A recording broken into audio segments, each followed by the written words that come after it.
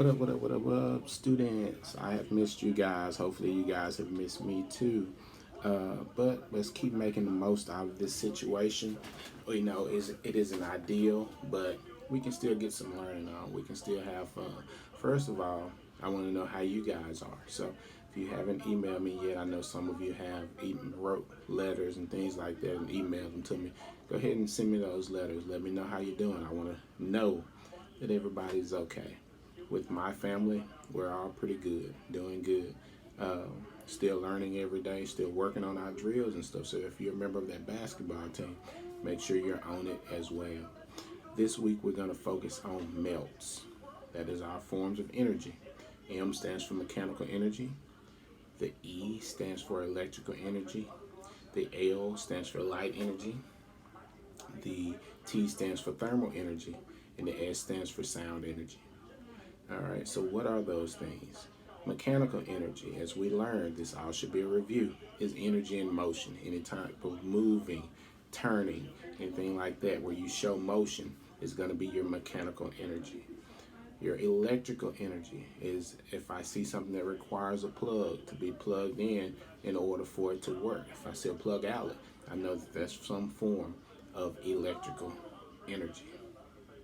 Your light energy could be a light bulb or a flashlight, anything that we're using a light source to see for is going to be considered light energy. So if I'm using it to see, it's light energy. Your T is for thermal energy. That is heat energy. If I'm using something to cook or to stay warm, that's going to be thermal energy. And so if I use a campfire in order to stay warm, I'm using it for the thermal energy form of it. But some people use fires to see. And so you have to be careful of the context of what they're asking you. And then the last form of energy is sound energy, which is what we hear.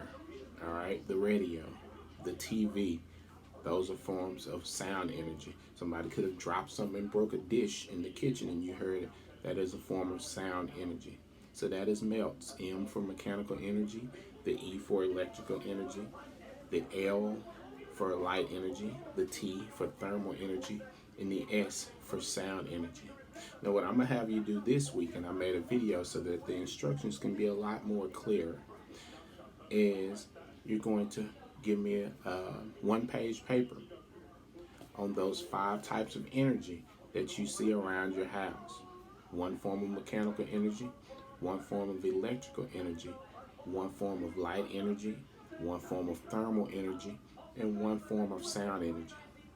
For each of those, you're going to write 3 sentences about that source of energy. For instance, if I were to go in my garage, I would say bicycle. That is, if I wrote that bicycle, it would be mechanical energy because it would be energy in motion. If I take a can opener and I'm turning that can opener to open a can, that is a form of mechanical energy because it's movement involved. It's being turned in order to open that canned food of corn or beans or whatever it is that you're cooking. And so I would write 3 sentences about that mechanical energy. For instance, I found a can of corn in the kitchen. I know that this corn can be opened. I have a can opener. If I turn this can, then I can open the can by turning it, which is a form of mechanical energy. So this is one form of energy that I found in my house. Electrical energy. And I won't give y'all too many examples because I know some of y'all be sitting at home and like, oh man, I was going to use that, Coach Smith, like you do in class. But that was just one example. Take all 5, one form of mechanical, one form of electrical, one form of light, one form of thermal, and one form of sound. And you're going to give me 3 sentences on each one of those that you find. If there are any questions, you can always email me at jeffl.smith@rsd.org. Something else I was going to say that slipped my mind. It'll come to me.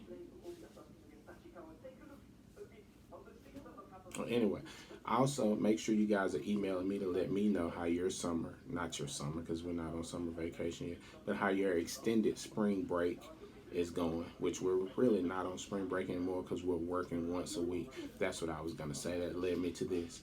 This is due Friday, so you'll have all week to complete this one-page assignment. My recommendation would be to get it over as early as possible. Like I tell my own kiddos, get it over as early as possible and get it turned in. Those that are not turned in by Thursday, I'll start making phone calls like I did this past week. And those that I haven't heard from, I'll be calling those too. I attacked about half of my list last week, so I'll be following up with the rest of those parents and students that I haven't heard from yet. Any questions, like I said earlier, just email me at jeffl.smith@rsd.org.